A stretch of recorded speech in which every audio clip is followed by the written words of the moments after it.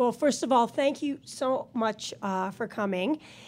And the question that I've been asked walking around this campus for the past few days is, so did you give Bob the questions ahead of time? And so I want to assure you that the answer to that is no. This is spontaneous and unrehearsed, and it's my privilege to introduce Robert Barnett, senior partner at the law firm of Williams and Connolly, where he practices what's known in our family as telephone law, which means that people call him up, sometimes unfortunately in the middle of the night, with really big problems, and he tells them what to do. You can go on the Williams and Connolly website and learn about a lot of the corporate entities that he's represented over the years, places like McDonald's, GE, Toyota, Revlon, Toll Brothers. But of course, he gets the most attention for his list of high-profile individual clients. And I think Walter said the other day that Bob was the only person at Aspen who knew more people than he did. I think he has like 100 clients here. In the media, there are correspondents like NBC anchor Brian Williams, 60 Minutes correspondent Leslie Stahl, Fox anchor Steve Doocy, CNN correspondent Christiane Amanpour, a couple of people who are here, like Andrea Mitchell and Ron Brownstein, and me, of course. Too many others to mention. And then, of course, there are the book deals for Presidents Bill Clinton, George W. Bush, Barack Obama, First Ladies Hillary Rodham Clinton, Michelle Obama, Vice President Dick Cheney, would-be Vice President Sarah Palin, Second Lady Jill Biden, former Secretaries of State George Shultz, James Baker, Madeleine Albright, former British Prime Minister Tony Blair, all right, enough. But also novelists, James Patterson, Mary Higgins Clark. He's been involved in every presidential campaign since 1976. And he is also an above-average father, grandfather, and husband. But like many wives, I often say, "You never talk to me." So this is my big chance. So I am in deep trouble. All right, so let's get right down to the question you're most often asked. You are a diehard Democrat. Why would a Republican come to you? When you go to a dentist, you don't ask him what his politics. You say, "Can you pull my tooth?" And these people, I hope, come to me because I can help them with whatever it is that they're interested in doing. Sometimes it's defense, sometimes it's offense, sometimes it's deals. And I have been blessed with a bipartisan practice. It's rare, I know that. On the political side, I'm only on one side. Nobody has any doubts, 9 campaigns. But on the practice side, I certainly have wonderful clients on all sides. Aren't you helping, though, to create a platform for ideas that you don't agree with at all? Yes. I'm a big believer in what the Supreme Court called the marketplace of ideas, and I have no shame in putting out and helping put out ideas that I don't agree with, but I turn down the purveyors of hate. I could list you the names, I won't. You know them. I'm not interested in those people.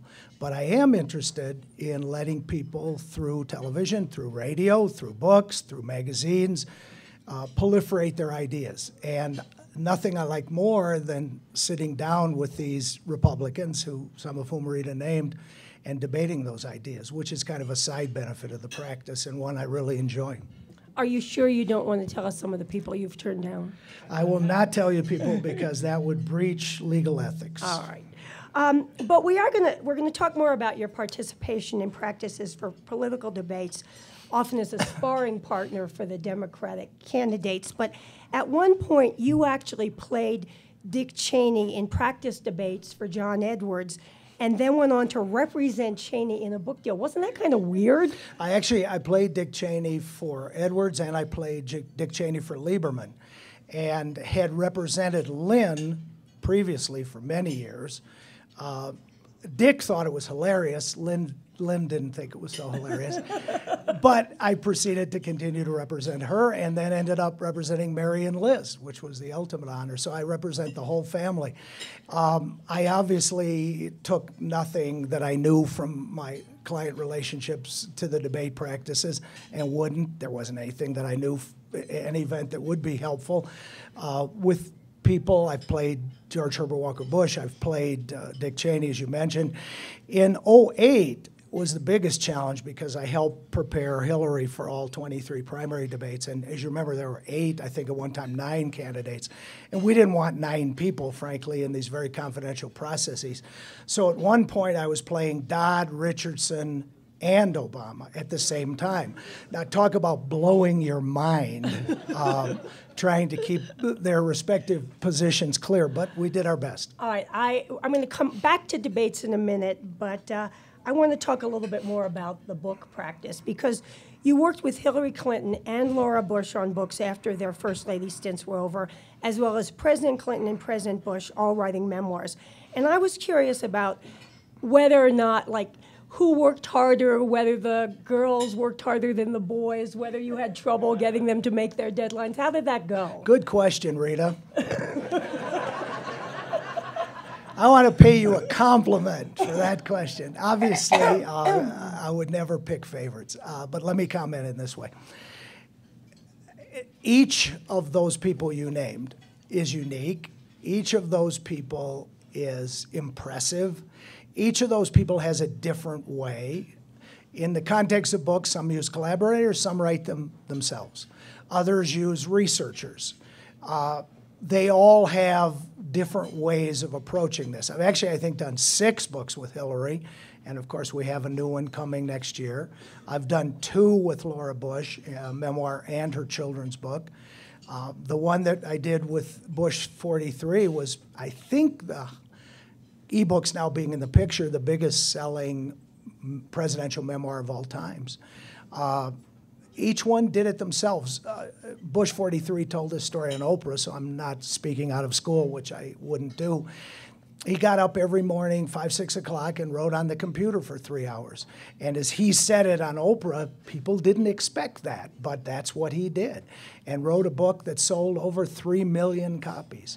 How about President Clinton? His book was really long. His book, my favorite story about President Clinton, which he tells on himself, so again, not speaking out of school, we were going to have a secret meeting. He knew, unlike many of these people for whom we conduct a multi-publisher auction, President Clinton knew that he wanted a particular publisher and he wanted a particular editor.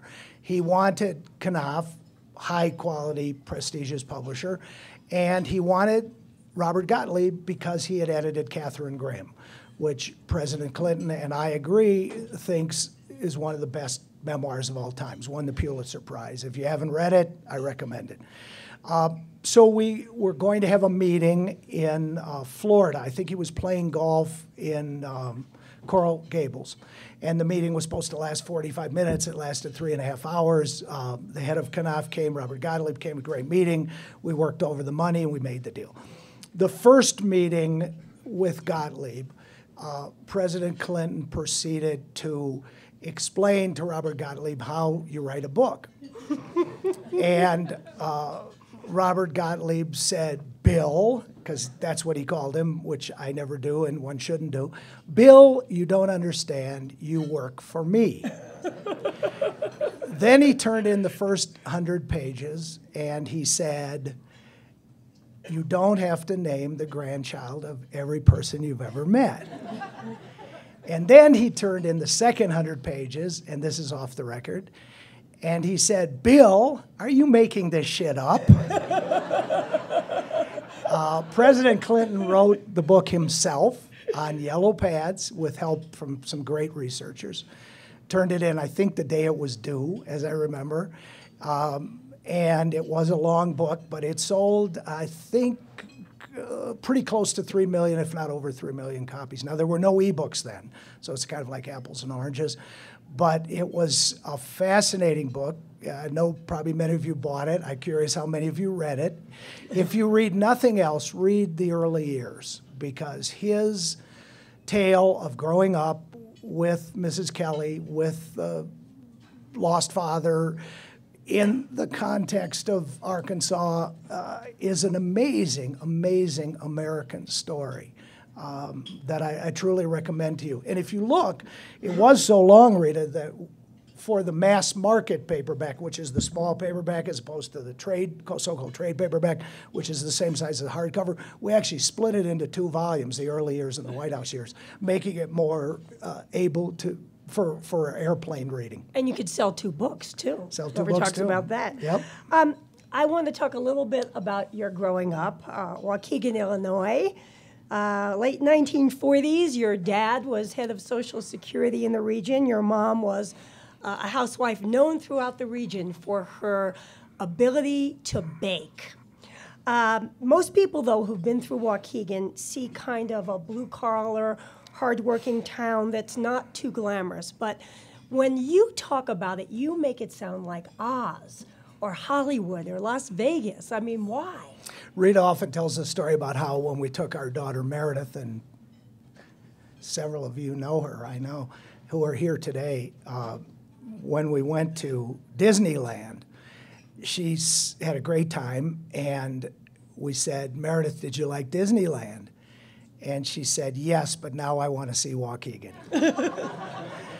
Because she'd heard those tales that Rita's mentioning. It was a great place to grow up. It's a sad place now. When we grew up, it had functioning businesses and factories and employment and culture and sports. One of my amazing memories of childhood was a lecture series that they had in Waukegan. And one night, my parents brought me and my sister to see someone called Meredith Willson. No one had ever heard of Meredith Willson. And his wife, I can't remember her name, but wonderful singer. And they were about to open, literally the next week, a musical called The Music Man. And they did The Music Man for us that night on a piano. And so we heard what became one of the great successes of all times on Broadway that night in Waukegan. Sadly now, all the factories have closed. It's a toxic waste site with EPA. Many of the people I went to high school with came down with terrible illnesses because of the pollution that was there. The lake has never been developed. We're right on Lake Michigan. So it's kind of a sad place now, but it was a great place. It was diverse. As I say, there was culture, there was business. So I loved growing up there and made Meredith think it was better than Disney World. You went on to the University of Wisconsin, where, of course, you met your future wife, and we have our friend Lynn, who we just reunited with. From college. From college. We're so excited. Who's had a bit of success on her own. In Hollywood. In Hollywood, yeah. You majored in English literature. What made you decide to be a lawyer? I originally thought I'd be a high school English teacher and go back to Waukegan, to tell you the truth. I never had a grand plan. I went step to step. I wanted to go to college, obviously, so I went to the University of Wisconsin, where on October 15th, 1967, I met Rita Braver and asked her to marry me on our first date. True story. She said no and didn't ask again for 5 years because I didn't accept rejection. Knew Lynn at the time. And then I wanted to go to law school, and so I applied to a lot of law schools, went to the University of Chicago. Rita claims it's because I could go home to Waukegan and have my mother do my laundry. The truth is it was to be near her. Right. And then I thought a great opportunity would be to have a clerkship, so I applied and clerked for the greatest Court of Appeals judge maybe of all times, John Minor Wisdom, and then had the fortune of clerking for Justice White on the Supreme Court. You've got to stop interviewing yourself, because before you move on from Judge Wisdom, I want to ask you a little bit about that experience, because he was one of the pioneers, especially in desegregation cases, and I wondered what you got from that. He was, and those of you who are lawyers or who have studied the law know that there were basically 5 judges who desegregated the South and changed American social policy forever. John Minor Wisdom was one, Albert Tuttle was another, Richard Reeves was another, John Brown was another. You know the names, I'm sure, if you've followed this. He was a member of the New Orleans establishment, a member of the most restricted clubs, a member of the crews of Mardi Gras that were, let us say, closed. But he, for some reason, was a progressive like no one had ever really experienced. He was a diehard Republican, turned the 52 convention from Taft to Eisenhower, for Eisenhower as head of the Louisiana delegation, and was very much establishment, very much Republican, but very progressive, believed in equality for women, for minorities, believed in fair treatment, believed in a view of the Constitution that became very prevalent but was not prevalent in the South. And watching him and having the incredible honor of working with him for that year was beyond anything one can describe. He was a miraculous, miraculous influence, and not just on me, but on the entire country. You were lucky enough to get a Supreme Court clerkship for another real legend, and that was, of course, Byron White, who I think is still the only Supreme Court justice who ever came to the job after being a pro football player. He was, of course, the Low and Kennedy appointee on the Supreme Court. And it was an amazing year. What were just some of the cases that came before the court that year? Well, we were there for Roe v. Wade, among others. It was an interesting time because just as Justice Kennedy is now the fifth vote, those of you who are old enough will remember that there was a period when Justice White was the fifth vote. I remember a cover caricature on the cover of the New York Times Magazine, Byron White and the Fearsome Foursome, and there were two foursomes. And it was a question of which foursome he joined. He was, as Rita said, the highest paid rookie in the history of the NFL at the time. People know him as a great football player. He also played in the finals of the NIT basketball for the University of Colorado, grew up in Fort Collins, proceeded to write the incident report for PT 109, John Kennedy's famous incident with the PT boat. Became friendly with Kennedy, became friendly with Kennedy family, was appointed head of citizens for Kennedy in 60, appointed to the Supreme Court in 63, and served, I think, 33 years. Very different than Judge Wisdom, very different. Despite being a Kennedy appointee, he was, on a lot of things, very conservative. Very liberal on civil rights, equal protection, quite conservative on the First Amendment, to say the least. And also a native of Colorado who loved this state so much. Loved the state. So then you go to work on... Let me say one more thing. Every time, it was also, another one of the cases was Branzburg V Hayes, which is the famous case about whether this is overly simplified, whether a reporter can protect a source in the grand jury context, and people have lost sight of the fact that 5-4 they ruled you can't. And so every time he would see Rita, he would say, "Aren't you in jail yet?" That's true. Which reflected his love. That was his personality.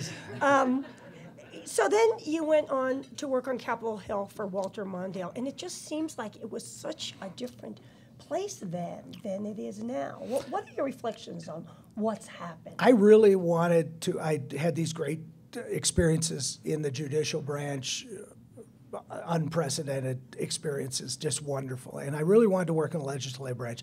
So I interviewed with 10 senators, got several offers, and decided to accept Walter Mondale. Turned down some really great people, but I thought with Mondale I would get more of a chance. And we had the biggest event of my 2 years there was the reform of Rule 22, the filibuster rule.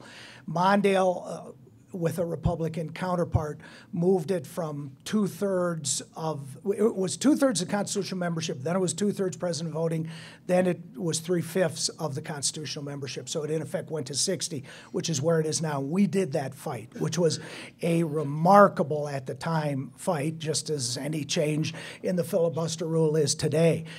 It was a different time. The top people were not necessarily the leaders. They were the committee chairmen.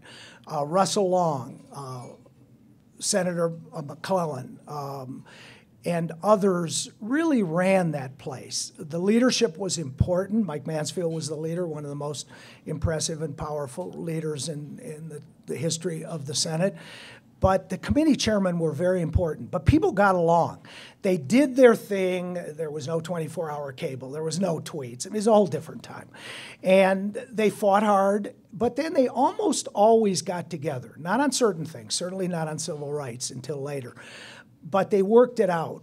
Rita in her panel this morning noted the George Mitchell-Bob Dole partnership. Couldn't be more different. But boy, did they work it out when it was important to the country. Now, very different. That's a whole different panel. I won't turn to that. So you went on again. You had all these amazing influences in your life. You went on again to work at the law firm, which was then Williams, Connolly, and Califano, led by, of course, Edward Bennett Williams. And for some of the younger people in this audience, you have no idea what a force Edward Bennett Williams was on the scene. He was really the preeminent lawyer in the United States in his time, and there was a whole book written about him by Evan Thomas called The Man to See. What was it like being a fledgling lawyer working for Edward Bennett Williams? Well, it was interesting because at the time, as Rita said, it was Williams, Connolly, Califano. And those of us who came there to work for Joe Califano only worked for Joe. And several of us are still there. And that was an experience which can be its own panel. But after not more than about 14 months, he was asked by Jimmy Carter to go run what was then HEW. So all of us who came to work for him, and it was a great group, became free agents. We had no mentor, nobody we worked for. So it caused us, A, to go find clients, and B, to be able to work with everyone, including Edward Bennett Williams.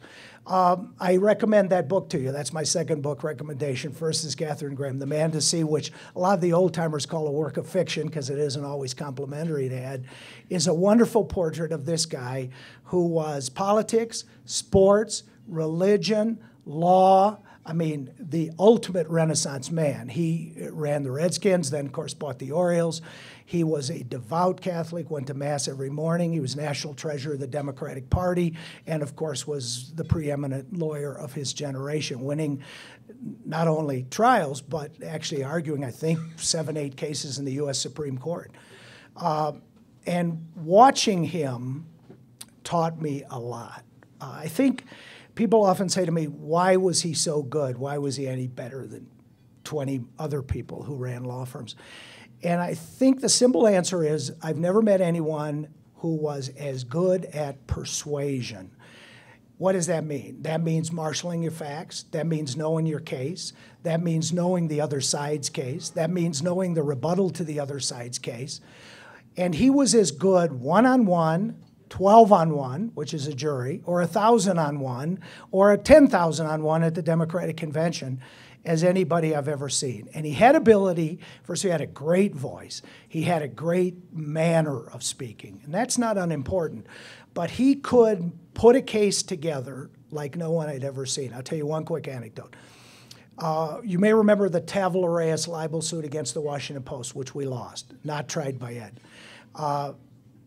It was on appeal. Ed had had his, I think, 6th cancer operation at that point and was in the hospital. Katharine Graham came to the hospital and begged him to argue the appeal. Ed got out of the hospital, argued the appeal, was so forceful during the appeal that he split his stitches and blood was all down him. And that was commitment. And actually the deciding vote, the irony of ironies, deciding vote in the Tavel-Reyes case was Ken Starr, who we then proceeded to, I would argue, defeat in Whitewater and impeachment. All right, we're not going to go there, but Okay. You went on, you were a young lawyer, and you went on to develop your own practice. And I think Susan Mercandetti is here. Susan Mercandetti was my second media client. Can I say the year, Susan? I won't say the year. She'll say this is an exaggeration, but it's not. She and Ted Koppel invented Nightline. As important as Ted was, she was equally important. And she was my second media client. So you start representing people in television and grappling with all of that, and then you end up representing people in the world of books. How did that come about? Because in both those cases, a lot of people prefer to use agents, and I've always been curious about why anybody besides me who gets really good rates would want you instead of an agent. In 1984, I, along with the late Ann Wexler, ran the debate prep for Jerry Ferraro, first woman on a national ticket. And I played Bush. He wasn't then 41, but he became 41 in the rehearsals. And after the defeat of Mondale Ferraro, despite the defeat of Mondale Ferraro, Jerry was the hottest thing going. First woman on a national ticket, funny, beautiful, fantastic. And so everybody wanted her. All the networks wanted her, advertisers wanted her, book publishers wanted her. But I didn't know anything about that. So I hired an agent to help with the project. And we ended up doing what was then the largest advance in the history of nonfiction publishing from memoir. When David Stockman, I hope you remember David Stockman, came out of the woodshed and left the Reagan administration, he wanted to do a book, and so I auditioned to be the representative, and David picked me, so then I had one Republican and one Democrat. I do the same thing that an agent does, but I differ in the following ways. First, as Rita said, I don't charge a commission.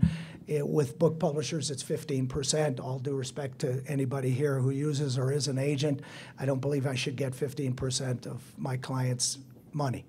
Second, I'm bound by the canons of legal ethics. Agents generally aren't practicing lawyers. That means something. Third, I know, because of a lot of experience, how to protect particularly Washington figures, and some of the agents are better at that than others.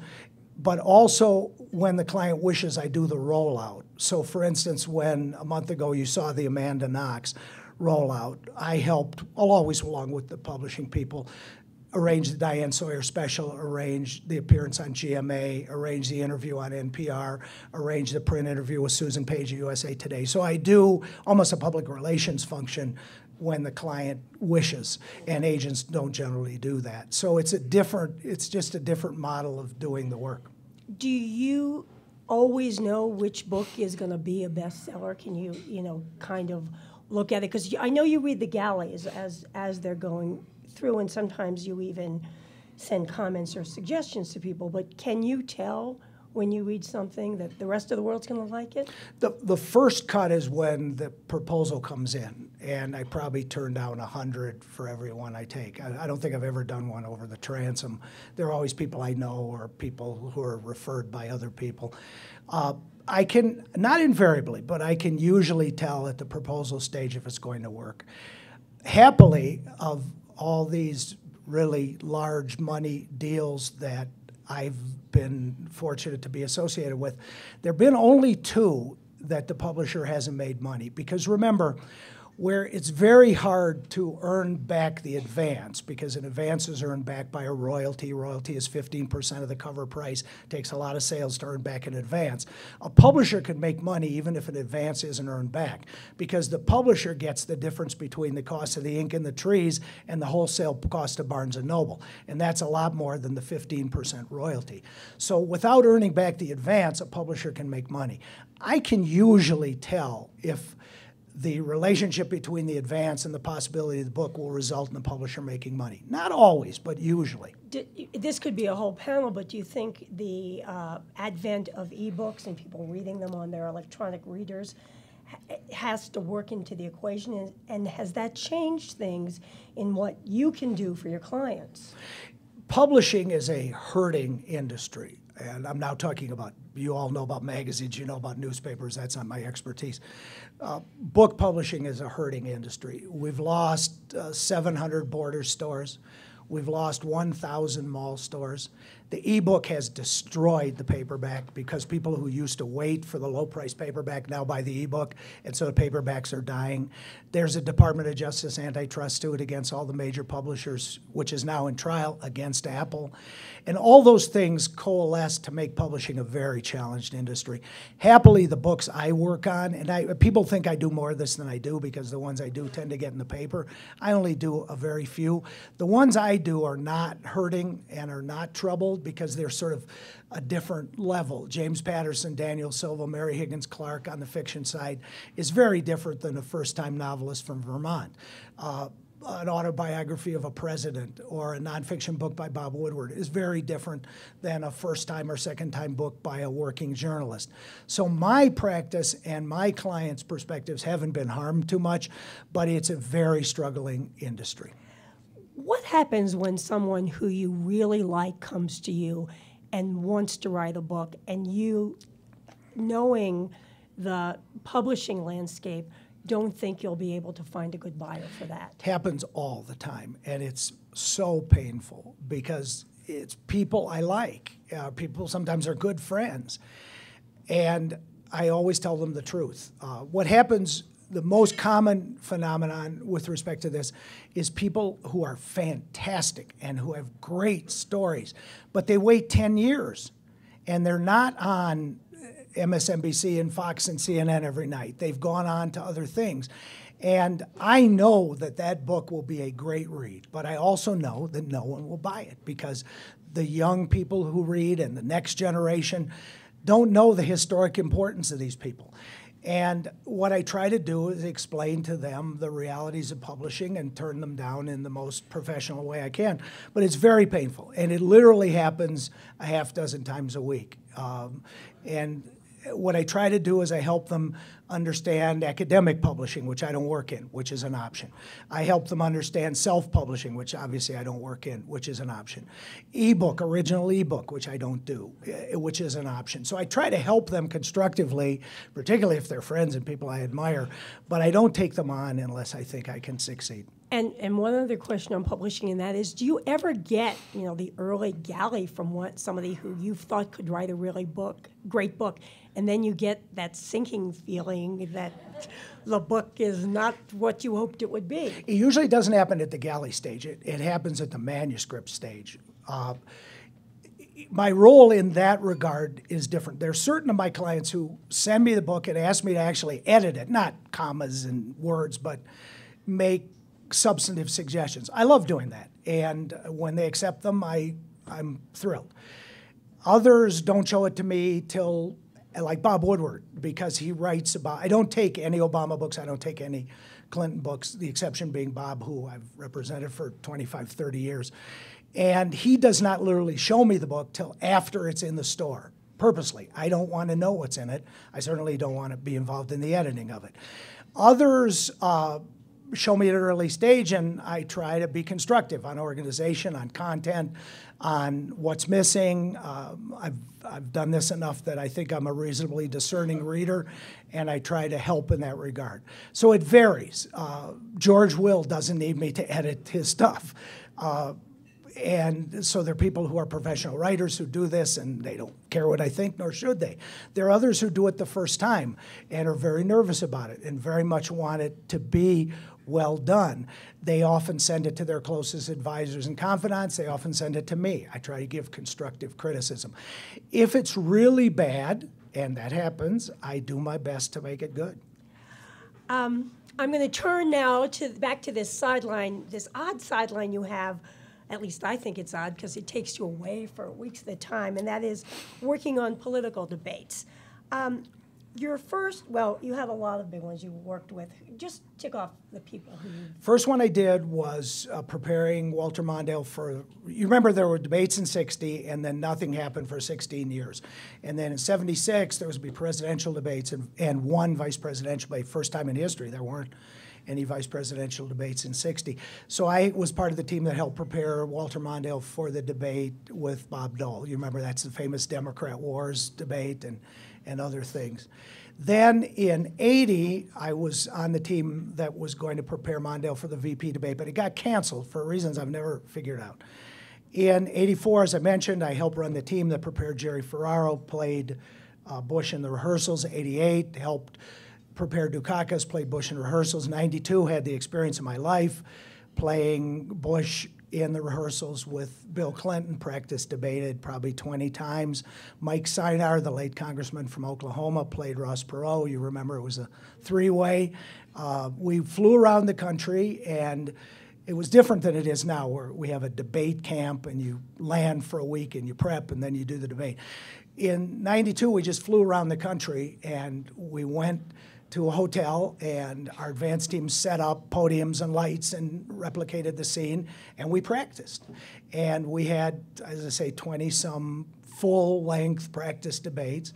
And I think Bill Clinton has said publicly that those debates were, if not the dispositive factor, one of the dispositive factors in his victory in '92, because remember, this was an obscure governor from Arkansas who, let us say, had a rough primary process, and he showed who he was and what he was for and what he could do in those 3 debates, which were critically important. Then '96... No, I'm going to ask that next question. All right, you ask Okay, because in '96, your wife was assigned to be... Before that, your wife was covering the White House for CBS News. And you knew when your wife took that job that if she did take that job, that you wouldn't be able to play in the next debates. And yet you still encouraged her to take that job. Did you regret that in later years? I'll tell you, it was a bad year. We left Meredith off at college, which broke my heart. I turned 50, I missed the Democratic convention, and I had to drop out being personal attorney for the Clintons and helping with the debate prep. But I won Best Husband in our condominium. You deserve it. And then 2000, I did Cheney. Just moving right along. Well, you said to tick them off. I did 2000. I did Cheney with Edwards. 2004, I did. No, I got that wrong. 2000 was Lieberman. 2004, and then in 2008, did 23 debates with Hillary, and then helped negotiate once Hillary dropped out. Helped negotiate the deal with the McCain campaign for the debates, and then in 2012 was part of the Obama team. So one of the things that people don't realize about these debates is not only there's all the prepping that you do and the notebooks you put together when you're trying to say what the candidates would say in the debate, but you also frequently participate in negotiating the terms of the debate. And unless you've reported on it, as I have reported on debates, I think people are sometimes surprised at some of the things you have to negotiate, even like whether someone's able to cross into someone else's space. And I wondered if you could talk about that, especially with the Hillary Clinton debate. Yeah, you remember the famous Rick Lazio walking over to the podium, and every woman in New York hated him from that moment on. We negotiate a careful set of rules. In the presidential context, I think it's like a 25-page single-spaced contract. Every detail, from lighting to tickets to cross-questioning to everything. And it's an important process because each side obviously wants to get advantages and the other side wants to prevent those advantages. I'll tell you a very off-the-record story because I know there's some here. In front of a camera. That I won't tell it. Sometimes those rules, I guess this has been publicly told. You remember the debate, the town hall debate in '92, the famous one where Bush 41 got a deficit and debt confused and looked at the watch. You remember that whole thing? And well, they were going to sit on stools, and we won the right to design the stools.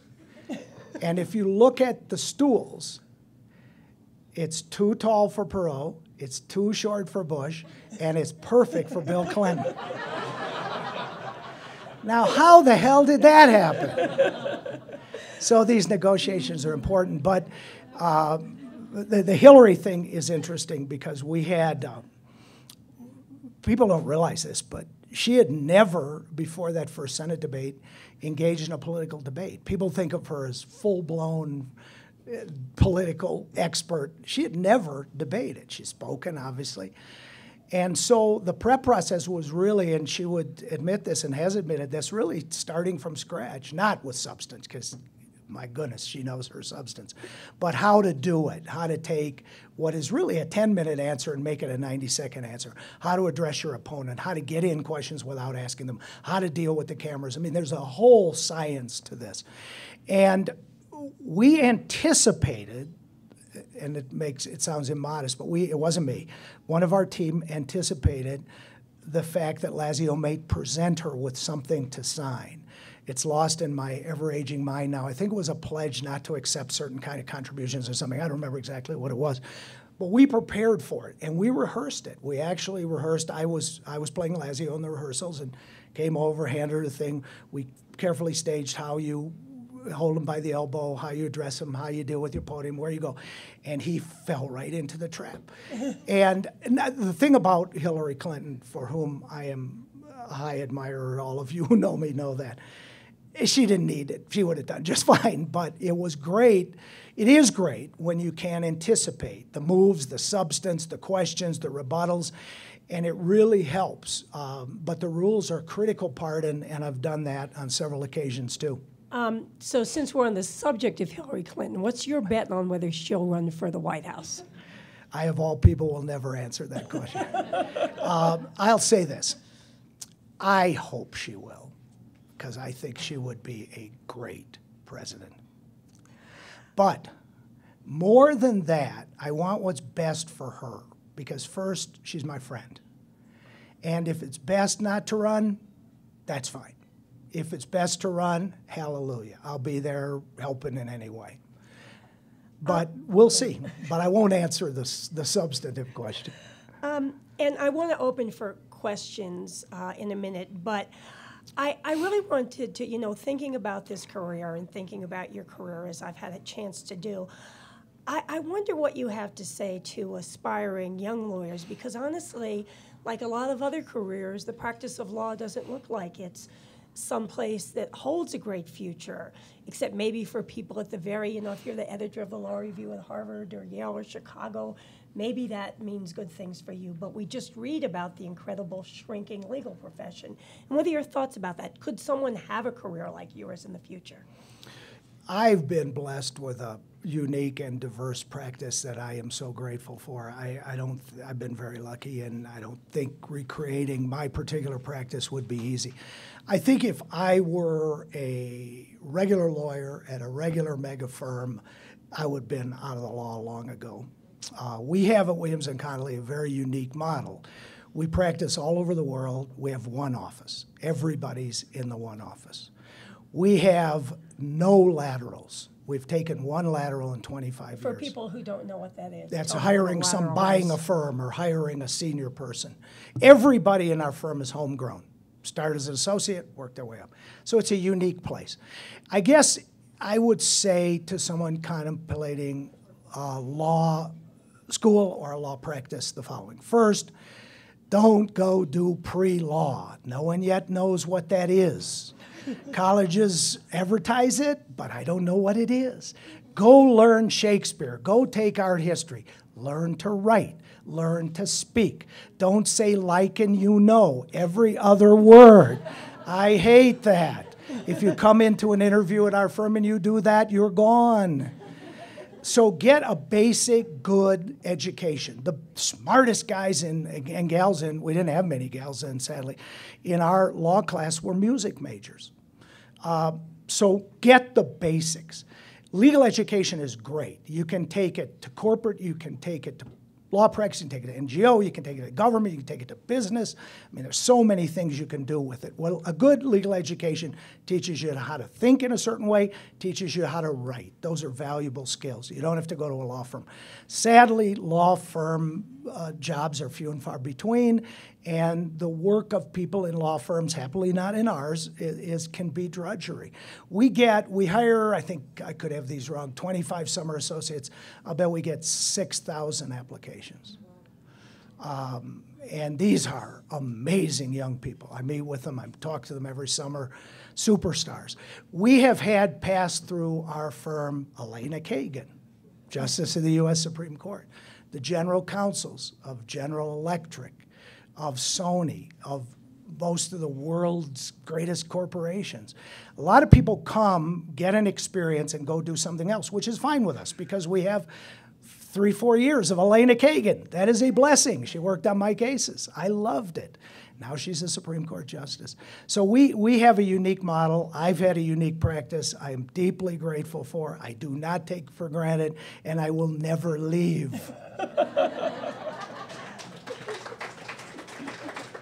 All right, is there anything left to ask? Anybody got a question? Gentleman right here.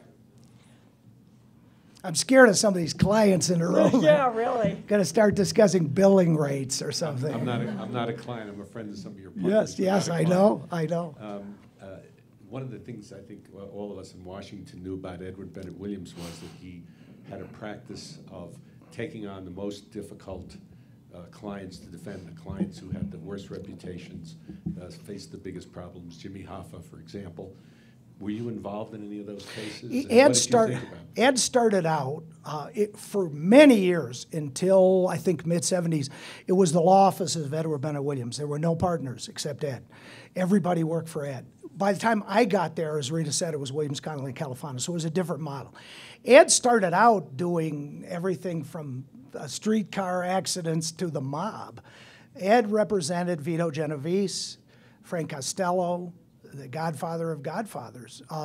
So he got his start doing the toughest of criminal cases. He then became an all-purpose Renaissance lawyer. He represented, I'm sure you remember Marvin Davis, who owned 20th Century Fox. Marvin Davis used to consult Ed on mergers. Ed used to say, "Moises, I love Moises." What did he know about? But he knew people. He knew deals. He knew judgment. And so he, and the best lawyers are like this, are invaluable whether they're substantive and subject matter experts or not. My favorite story, Williams, I'll tell it quickly. I wasn't there. I didn't come till after the mob time was over. The first time he met with Frank Costello in prison, they were in a big conference room, the size of this room, long table. Costello was at one end, Ed was at the other end. Costello was wearing a hat and one of those suits with the lapels and the stripes, you remember, the mob suit. And they had a long talk. And Ed said, "Okay, I'll take your representation on 3 conditions. First, you listen to my advice. Second, all those advisors gone. Third, when we go to court, you can't wear the suit." Costello gets escorted back to his cell. He's crying. He's in tears. He's crying, tears. Ed says, "What's wrong?" He says, "Okay on the advice, okay on the advisors, but I gotta wear the suit." And that is a true story. Any other questions out there? Back Susan. Susan, yeah. You're not calling on. I'm just saying hello. I'm not calling on her. Yeah. As someone who is, as you mentioned, represents so many authors and so many television clients, and 30 years later, I'm still your client. And I am blessed. Give your lowest earning client. Given the new economic realities, both in the publishing world and the television world, how do you advise your clients on the new economic reality for them? Books or television? Both. Okay, books, it's what I said. Happily, and again, not sounding immodest, the ones I work with haven't been too much affected by the realities, the changing reality. They have been, and advances aren't what they used to be, but they're still in pretty good shape. On the television side, the best thing going is the proliferation of opportunities. So, for instance, Al Jazeera, who you heard from yesterday if you went to the panel, they're after, I think, 10 of my clients. 3 or 4, I think, will go. The gentleman from Nigeria who's starting Arise TV is after several of my clients. He's going to become a major force, not just in internet, but on cable, if he can get the carriage. Fusion, which you, Susan, at ABC and Univision have joined together to form, will be another opportunity.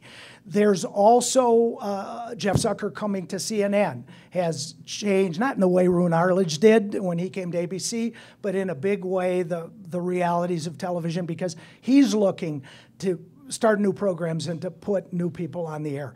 So the best thing going, the reality of cable and broadcast is not great. But for the people who are in the business, I'm talking now about on-air, executives, producers, etc., is helped by the proliferation, which I think is good for the viewer in the end. and the listener in the end. So that's why I like it. But secondarily, it is good for the clients because they have opportunities. Another question out there? I took one from back there, so let's go straight out here. The gentleman in the brown jacket. I think your year at the Supreme Court must have overlapped with the time when an author who later became your client did the research for a famous book, Bob Woodward, The Brethren. Correct. And I'm wondering whether there's anything you can tell about the clerk's view on this. Yeah, no, very good question. He did, one of the years he covered was my year. And if you, again, my third recommendation, if you haven't read The Brethren, because I'm involved, it's the best book about the court ever written, far and away, in my opinion. No offense to others who've written it, books about the court. Bob is...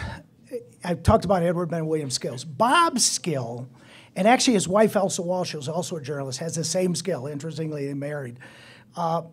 He can get things out of people that make no sense that the people would tell him.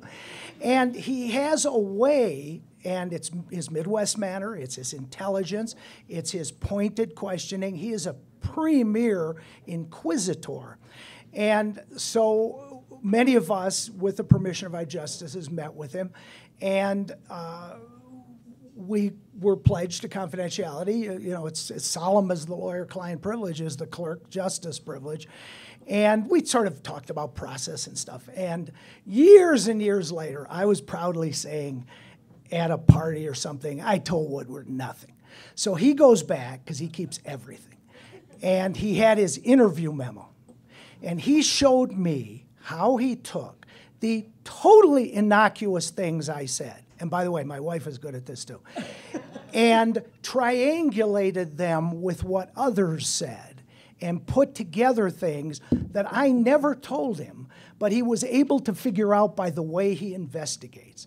And not that I didn't have ultimate admiration for him, but boy, did I have increased admiration for him. There was a gentleman back there. You had your hand up in the purple shirt. Yeah. So it's a question about coziness, not between the two of you. I would imagine if you leave Aspen and Washington and LA and New York and go to towns like the one you were talking about growing up in, when I travel to places like that, there's a very palpable feeling that the left-right divide may no longer be the most important one, and the kind of inside access to Washington divide versus outside is becoming the more important one. So I wonder, you personify a guy who's been able to work on both sides, who knows all these people, is friends with all these people. Is there too much coziness in Washington? Is it too much of an inside? Oh, I wish there was more. I wish that people of opposite sides could meet and talk and know each other's families and understand each other's constituents. I know your point, and I'll come to that, but one of the terrible, terrible things about Washington is that people don't cozy, to use your word. It's alienation. It's that guy's the enemy because he doesn't agree with me. I thoroughly enjoy having dinner with Sarah Palin and talking about what she's got to say and what I think about it and what my view of it is. Nothing is more enjoyable. I'm probably not going to change her mind, and she's not going to change mine, but I'm going to learn something. I watch Fox a lot because I want to hear what the other side says. I don't want to hear what my side says because I kind of hear it enough. So I wish there was more, I'll call it communication, socialization. Now, if you're asking about incestuousness, that's a different thing. I must tell you, there was an article, I think it was Paul Farhi in the Washington Post, but I wouldn't swear, about this very issue recently about all the couples who have jobs covering each other or working against each other or whatever.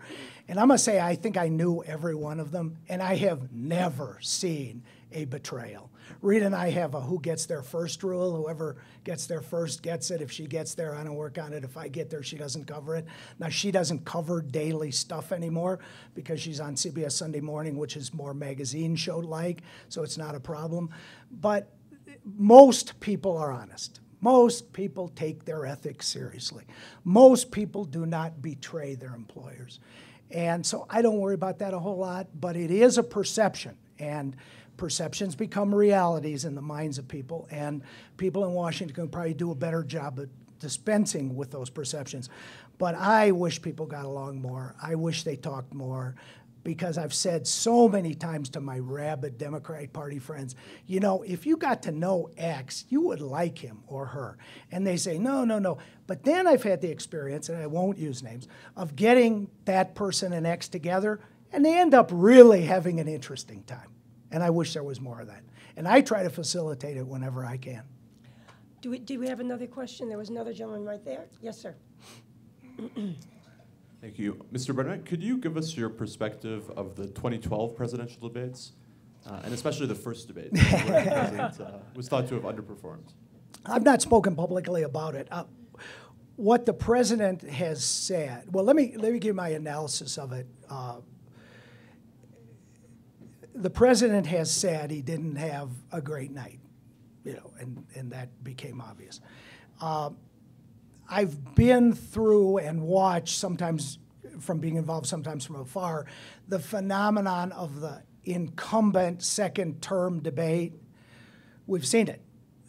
We saw it with Reagan. We saw it with Clinton. We saw it with Bush. It's an interesting thing, because and I'm not saying this was what happened with Obama. I'm just sort of analyzing the problem, because until he writes his next memoir, which I hope he will, we won't know, because he hasn't, beyond acknowledging having a bad day, he's not spoken about it. I think when you're the incumbent, you are immersed in this stuff. And no matter how hard you try, it's probably hard to be challenged by someone about it. Not that you shouldn't be, because you should. And you have to be. That's what an election's for. But I think that's a problem. It wasn't that we were high up altitude in Denver, Colorado. It wasn't he didn't get enough sleep. But I'll tell you something, and I admire Barack Obama and worked against him tirelessly in the 2008 campaign and lost and saw his skills. He got it, and he turned it around for 2 and 3. Fundamentally, these debates, and again, not speaking specifically about 12, but generically, fundamentally these debates, when using Ferraro as an example, Jerry was a 3-term congresswoman from Queens. Her biggest legislative accomplishment was voting for the Black Caucus budget. We were starting from scratch, and she'd be the first to tell you. We were able, the night before the debate, to anticipate, I think there were 10 questions. We anticipated all 10 from a group of 15. You don't know the words. Nobody knew Bernie Shaw was going to talk about Kitty getting raped and murdered.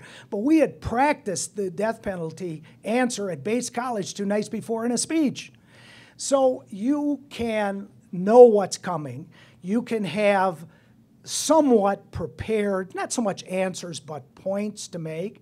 And then the skilled politician, Clinton, Obama, Hillary, can use those to fit. I'll use, Rita used to say at the University of Wisconsin, the secret to answering exam questions was the peas and carrots theory. And I have not only followed this, but taught it, and it's hers. If you have peas and they ask you for carrots, give them peas and call it carrots. And that is the answer to exam questions and also to presidential debates. We are running out of time, so we're going to do a lightning round, which means you have to answer in one phrase here. So who would you like to represent on the book who hasn't come to you Queen yet? Elizabeth. What? I represented Prince Charles, but not Queen Elizabeth. What's the best book you've ever read about Washington? I think Katharine Graham's personal history, Word Just collection of short stories that includes The Congressman Who Loved Flaubert, Advice and Consent, even though it's a novel. Those would be in my list. Why don't you put your dirty dishes in the dishwasher? Seriously. Now wait. Final one. Come on. What would this? Actually, you know what? After, I'm trying to economize for Aspen Institute, so after this session, I'm going around picking up the empties.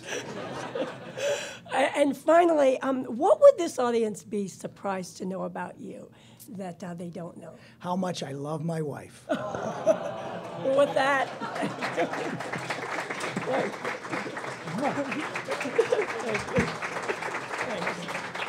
All right. Thank you all for tolerating this.